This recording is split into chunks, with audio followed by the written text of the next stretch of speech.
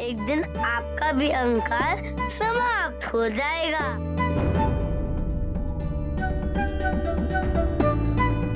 मुझे विश्वास है। अरे लड्डू तो खाइए।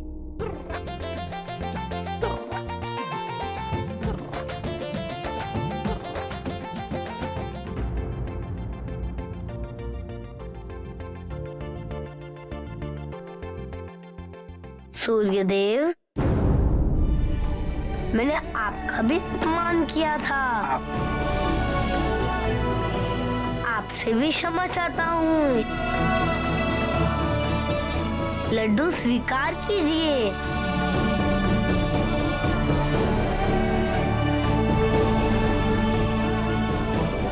किंतु आपने भी तो कोई ऐसा कार्य नहीं किया था जिसे अच्छे उदाहरण के रूप में स्वीकार किया जाए। आप देवता होकर एक बालक को डरा रहे थे, धमका रहे थे। प्रधानता स्थापित करने के लिए बल या शक्ति नहीं, विनम्रता ही पर्याप्त है। यदि आप ही इसके उदाहरण नहीं बनेंगे तो एक अबोध बालक क्या सीखेगा? ये संसार क्या सीखेगा? लड्डू खाइए।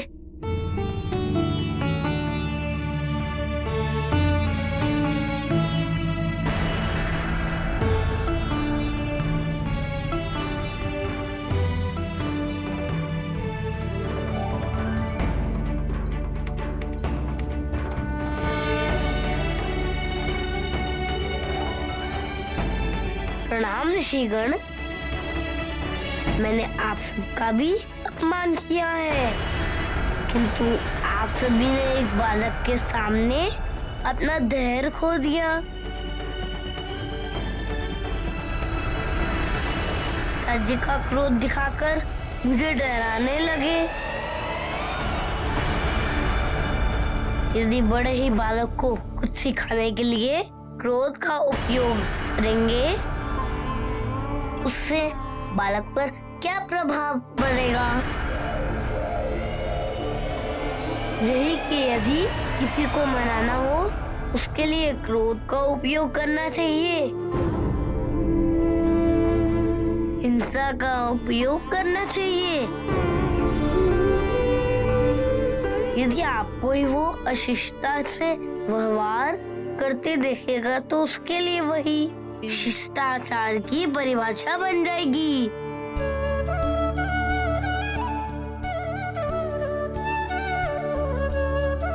अरे मैं तो बालक हूँ ऋषिवर, मेरे कथन को गंभीरता से समझने की आवश्यकता नहीं है। लड्डू ग्रहण करिए, इतने स्वादिष्ट हैं।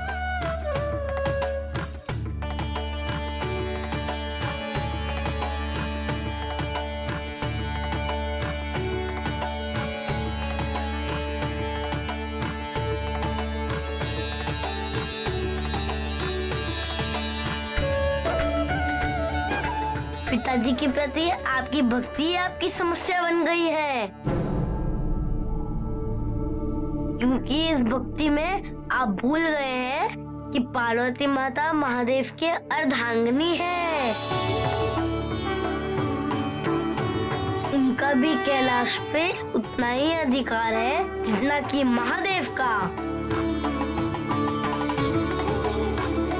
और उनकी आज्ञा भी कैलाश पर उतनी ही महत्व रखती है जितनी कि महादेव की।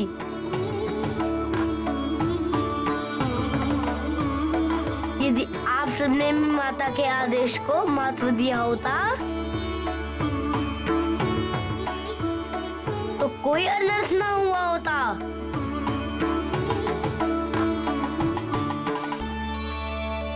किंतु जो बीत गया सब बीत गया। अब लड्डू खाइए, खाइए, खाइए।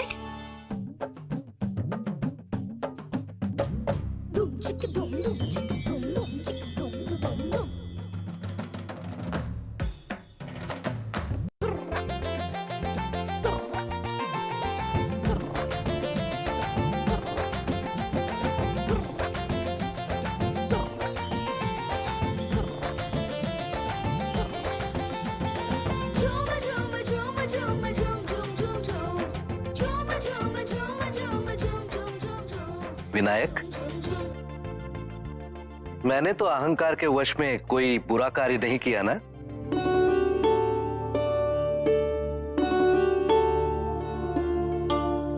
इसीलिए तो मैं आपसे क्षमा मांगना चाहता हूँ कि मैंने आपको संगीत से तो विवश किया। नहीं नहीं विनायक, उसके लिए तो आपको मुझसे क्षमा मांगने की कोई आवश्यकता नहीं।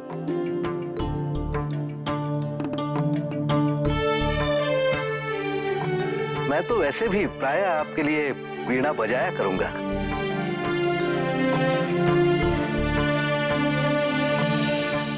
महादेव के प्रत्येक निर्णय में कोई ना कोई महत्वपूर्ण अर्थ अवश्य होता है। वीणा नायक अर्थात विनायक इन्हें पुत्र के रूप में प्राप्त हुए हैं।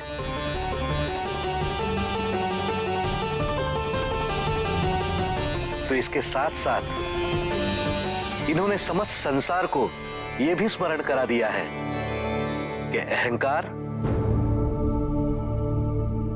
सदैव विनाशकारी ही होता है।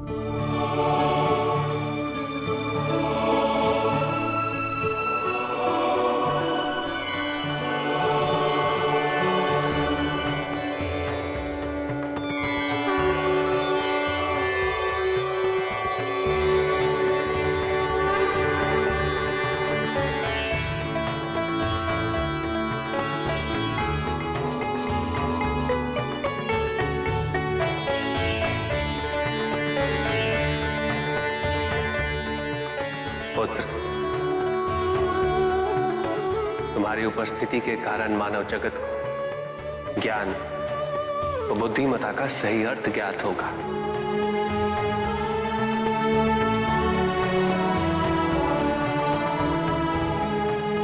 तुम प्रचुरता व विवेक का आदर्श रूप हो।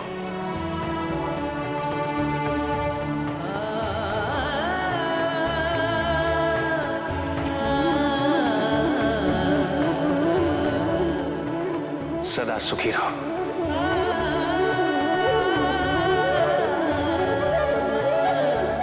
देवाधिदेव महादेव ने स्वयं विनायक का तिलक किया है। आज से पहले यह सौभाग्य किसी को प्राप्त नहीं हुआ।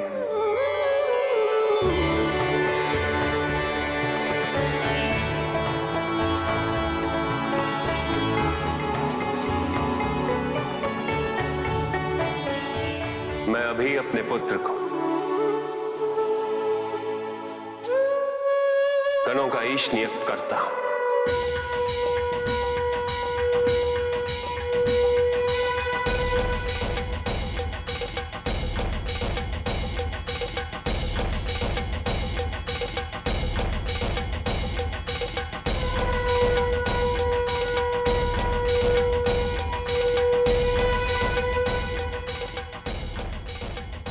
अब से पार्वती नंदन विनायक गणेश के नाम से प्रसिद्ध होगा।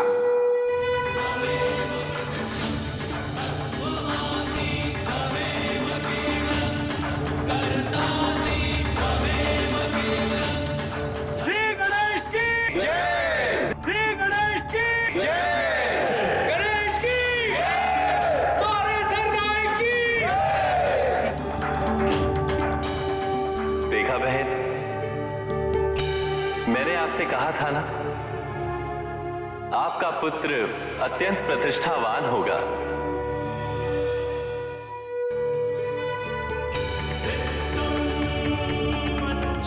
सुनिए उसकी जय जयकार। बन गया ना वो गणेश।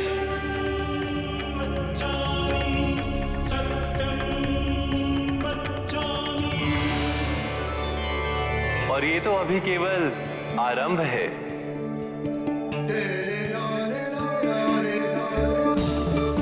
हमारे पुत्र का जन्मोत्सव और नामकरण संपन्न हुआ।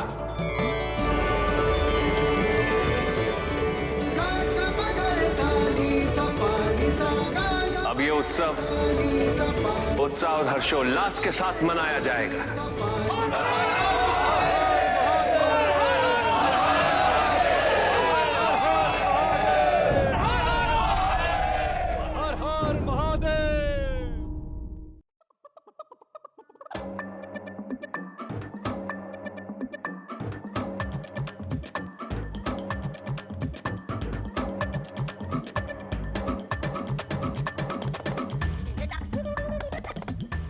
प्रभु,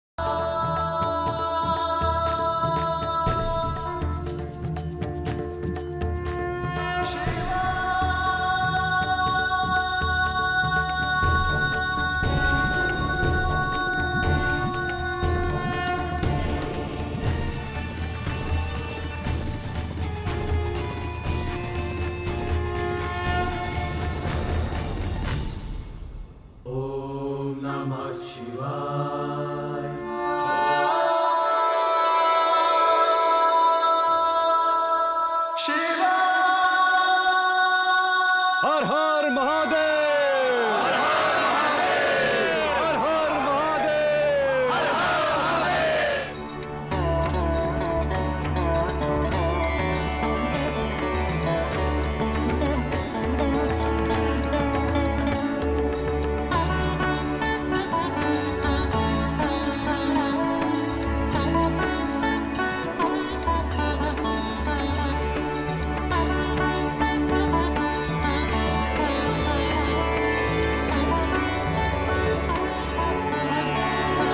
हमारे विवाह के उपरांत आज महादेव ने पहली बार नृत्य कर अपनी प्रसन्नता व्यक्त की है।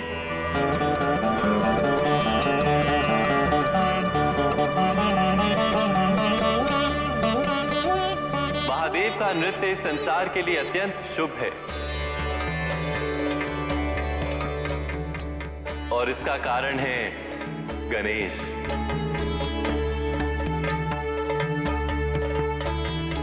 गणेश इस संसार में मंगल लेकर आए।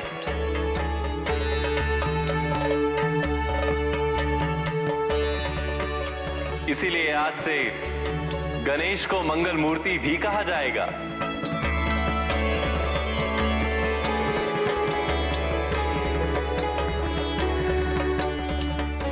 मंगल मूर्ति अत्यंत सुंदर नाम है।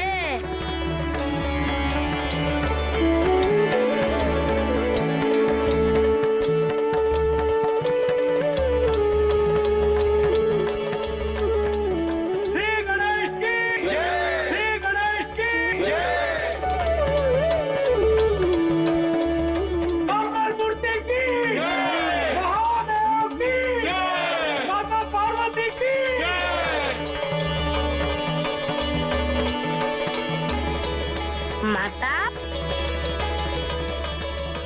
लड्डू।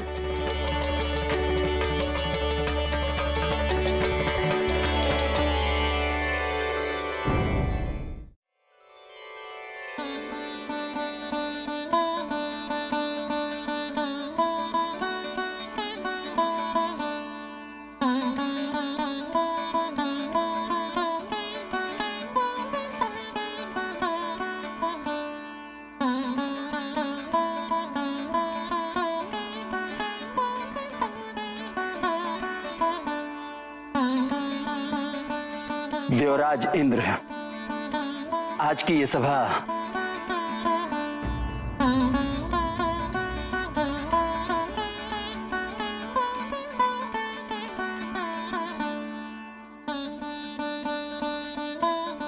देवराज, मैं ये कह रहा था कि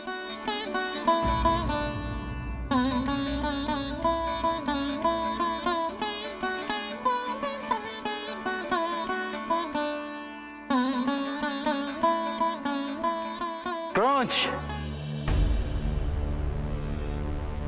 आप अपना संगीत रोक लीजिए। पहले मेरा देवराज इंद्र से कुछ कहना अनिवार्य है। क्षमा करें बामदेव, किंतु गंधर्वों के राजा क्रौंच के संगीत को सुनने से अधिक आवश्यक और क्या हो सकता है भला। और आज की इसी सभा के लिए तो मैंने विशेष धुन बनाई है।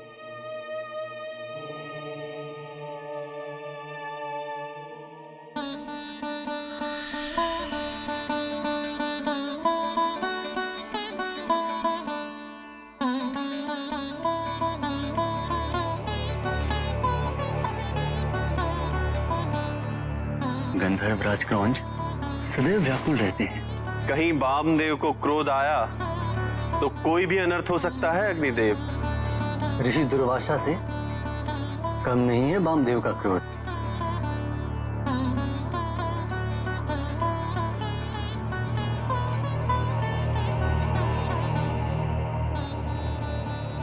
गंधर्वराज क्रौंच,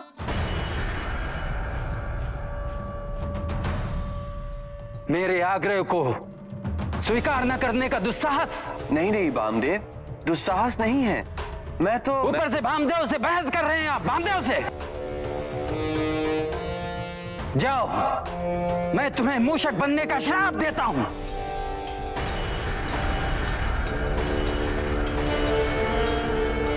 आज इसी क्षण से तुम एक मूषक में परिवर्तित हो जाओगे।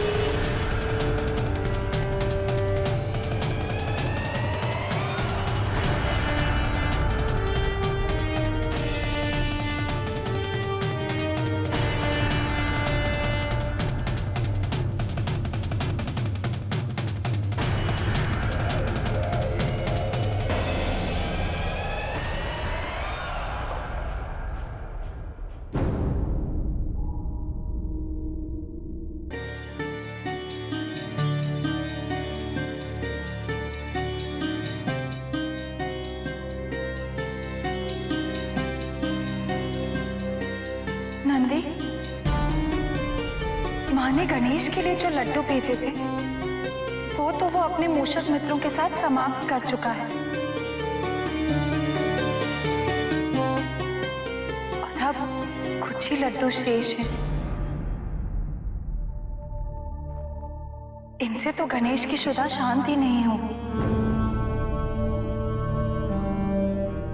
और यदि हम माँ से लड्डू लाने को कहें तो इतने शीघ्र लड्डू आ नहीं पाएंगे और गणेश से प्रतीक्षा करना असंभव होगा। क्या करें?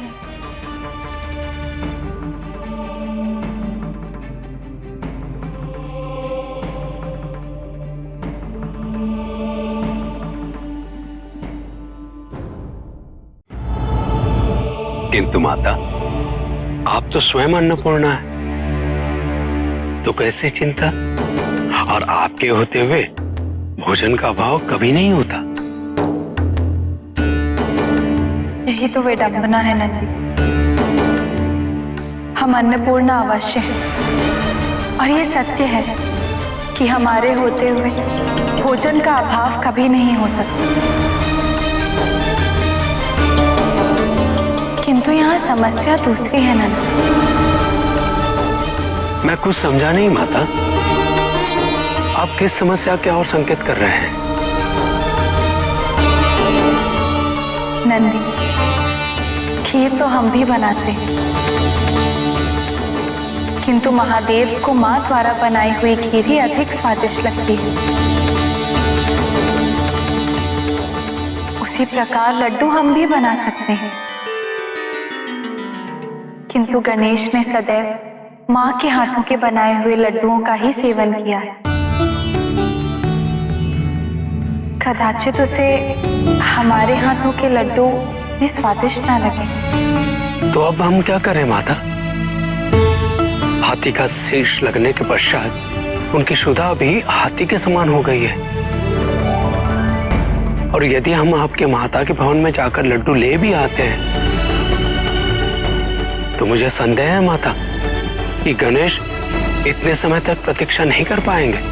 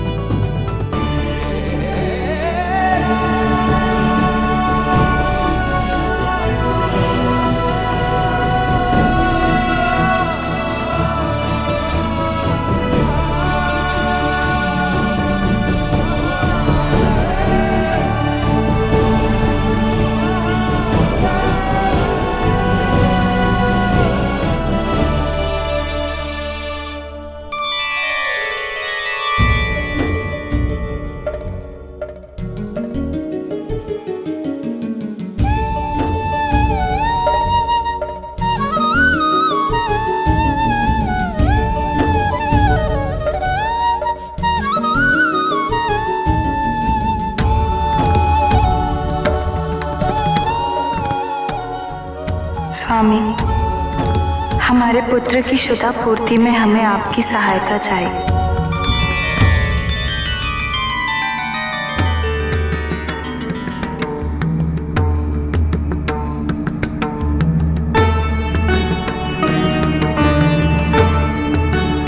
क्या देख रहे हो पुत्र? यही कि आपने जो भी धारण किया है वो क्यों किया है? ऐसी वेशभूषा तो किसी की भी नहीं है।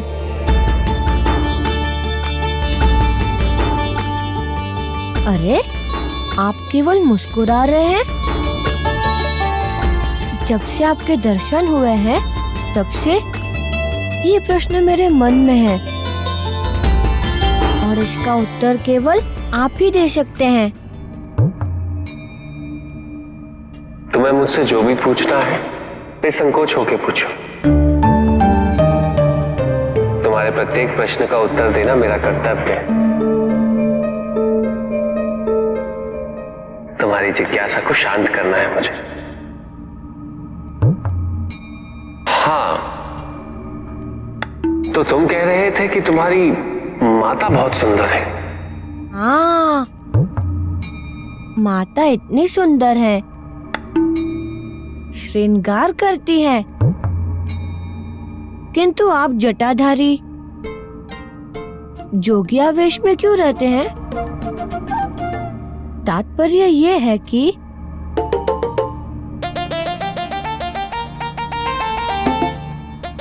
तात्पर्य ये है कि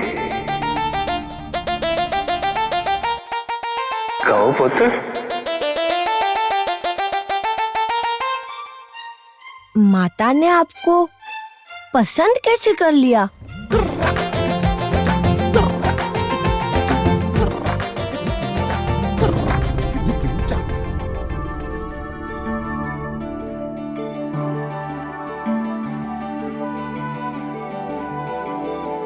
मैंने तुम्हारी माता के लिए एक बार अपना रूप बदला था, किंतु तुम्हारी माता को मैं इसी रूप में प्रिय हूं तो मैं क्या करूं? ये डमरू, ये सर्प, ये त्रिशूल, ये भस्म, इस रूप में ऐसा मनमोहक क्या है?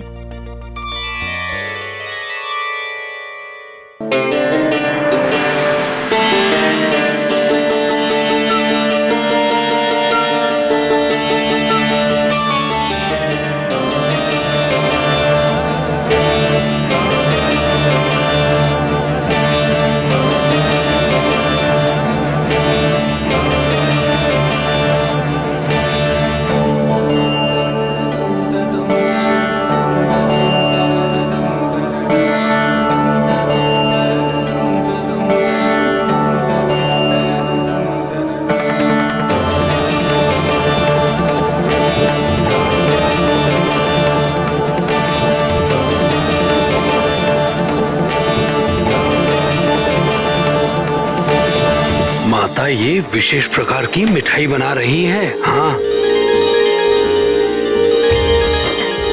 इनकी सुगंध से स्पष्ट होता है कि भोजन कितना स्वादिष्ट होगा।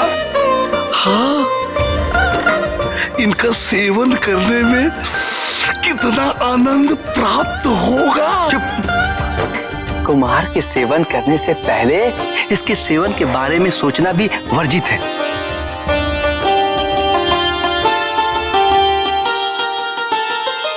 सुनो सुनो, अब उन्हें हम कुमार नहीं कहेंगे, अब वो हमारे इष्ट है, समझ गए?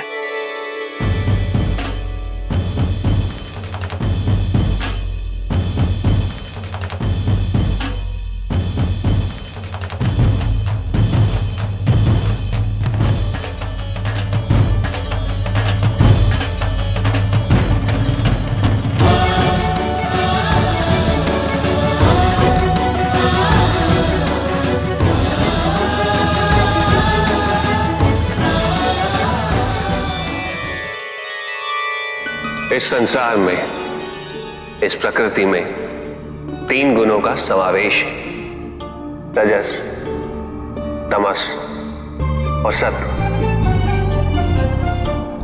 संसार के निर्मित रूप से चलने के लिए इन तीनों का संतुलन अनिवार्य है।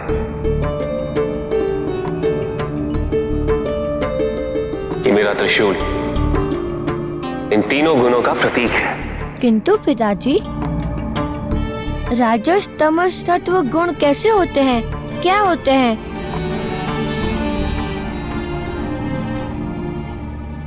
प्रकाश, ऊर्जा, क्रोध, आवेश, गति, परिवर्तन, आकांक्षा, ये सब राजसिक गुणों के उदाहरण हैं। जन्म भी रजस है और बालपन भी रजस है। उसी प्रकार अहंकार, अज्ञानता, आलोचना, ईर्ष्या, द्वेष, मृत्यु, वृद्धावस्था, ये सभी तात्विक गुण के प्रतीक हैं। जैसा कि तुम देख सकते हो पुत्र, इन दोनों का संतुलन बनाए रखना इस संसार के कल्याण के लिए अनिवार्य है, किंतु उसके लिए अनिवार्य है इनके समक्ष एक तीसरा गुण होना। उसी लिए उत्पत्ति हुई है सात्विक गुण की। शुद्धता, जगत कल्याण के प्रति समर्पण,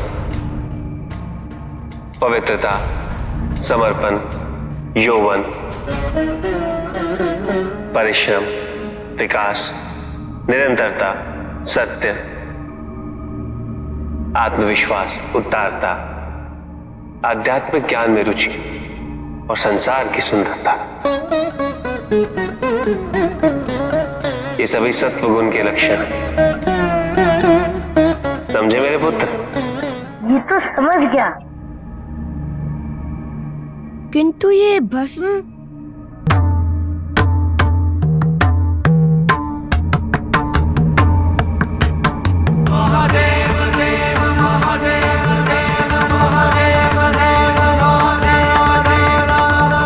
मृत्यु के पश्चात देह जलाने से सब कुछ नष्ट नहीं होता,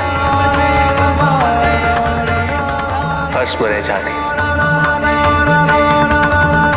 और यही बनती है प्रतीक हमारी आत्मा की, जो अनश्वर है, शाश्वत है। समझ में आया पुत्र? समझ तो रहा हूँ, किंतु मेरे मन में एक और प्रश्न उठ रहा है। पूछ सकता हूँ? अवश्य। केवल आप ही इन सब को धारण क्यों करते हैं? ब्रह्मा जी, विष्णु जी क्यों नहीं? वो तो इतने अच्छे वस्त्र पहनते हैं, उनके सिर पे मुकुट होता है, सुंदर आभूषण होते हैं। जैसे जैसे मैं तुम्हें शिक्षा दूंगा, तुम्हें अपने प्रश्नों का उत्तर प्राप्त होगा। धैर्य रखो।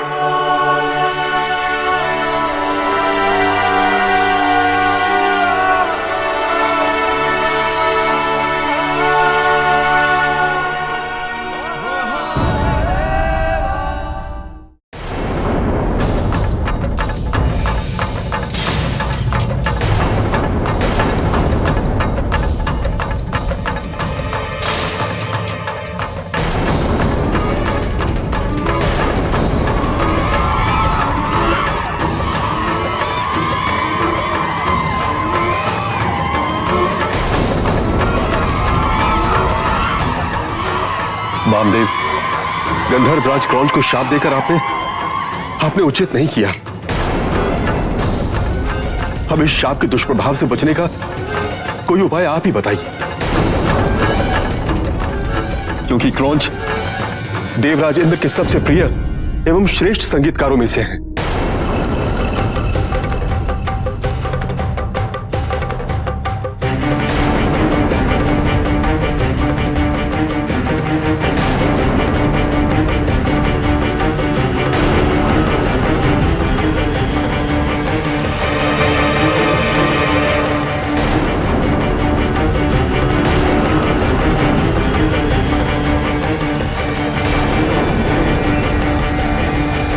रुक जाइए देवराज, रुक जाइए।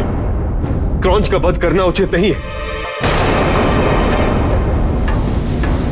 गंधर्वराज क्रौंच, आप कृपा कर कैलाश के लिए प्रस्थान कीजिए, इसी में आपका हित है।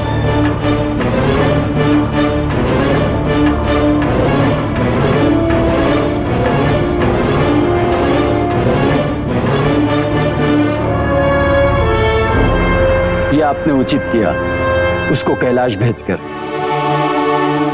अब उसका उद्धार गणेश ही करेंगे।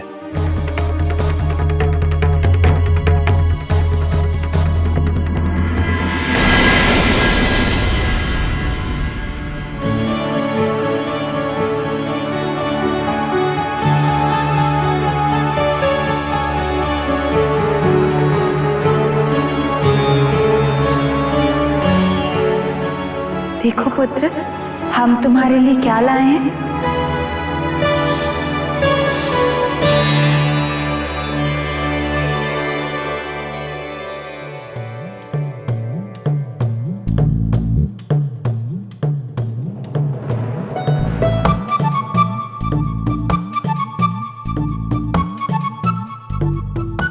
क्या हुआ पुत्र, तुम्हें प्रसन्न प्रसन्नता नहीं हुई? किंतु ये लड्डू नहीं है माँ।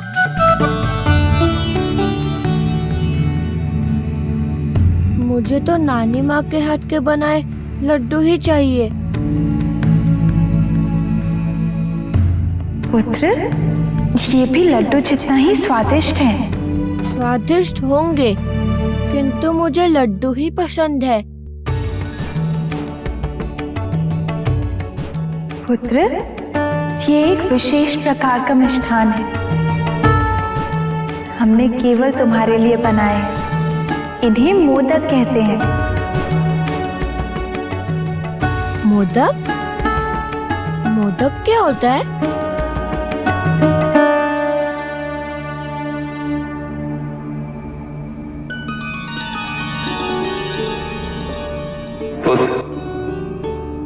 लड्डू जैसा बाहर से दिखने में होता है, अंदर भी वैसा ही होता है। किंतु मोदक अपने सादे आवरण में मेवे जैसा मिष्ठान छुपाए होता है, जो इस तथ्य को दर्शाता है कि व्यक्ति को बाहर से आडंबरहीन और अंदर से सदैव ज्ञानी होना चाहिए।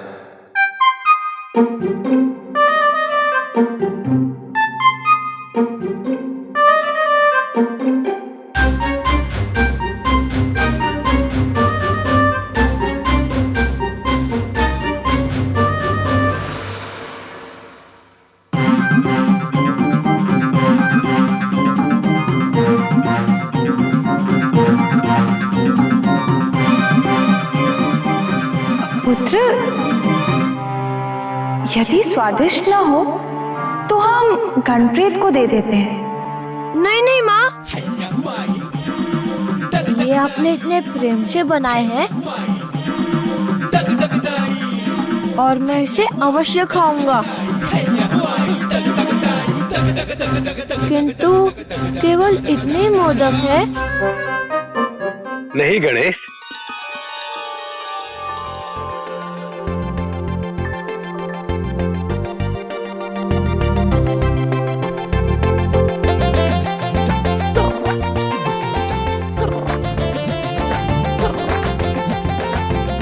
ये सब तुम्हारे लिए है पुत्र।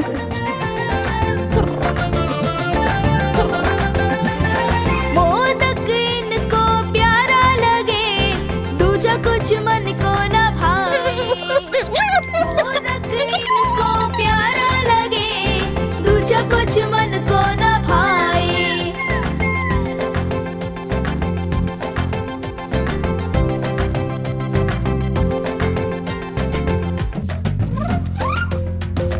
साथी है इनके मोशक सारे, खेले कूदे मित्रों, नाचे गाए। क्या तुमने कभी मोदक खाया है?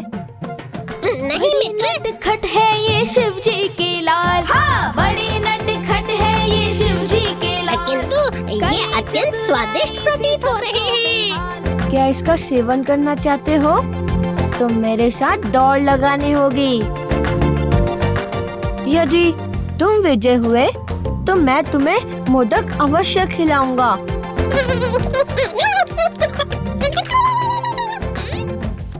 चंचलता के धनी है चमके इनका भाल। झूम झूम झूम झूम सूंड हिलाते चले चाल। गोल मटोल पेट लगे हैं कमाल। झूम झूम। अब और नहीं भागा जाता मित्र।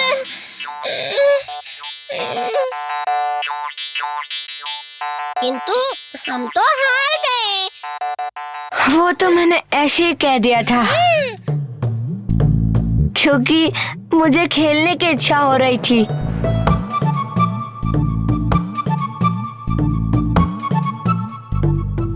ये सारे मोदक तुम सब के लिए है।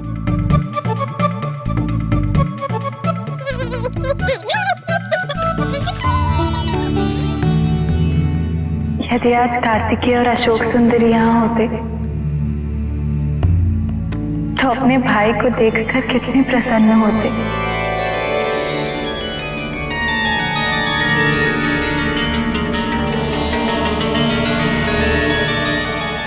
कार्तिकी अभी भी अपने अभियान में व्यस्त है। वो शीघ्र ही कैलाश लौटेगा,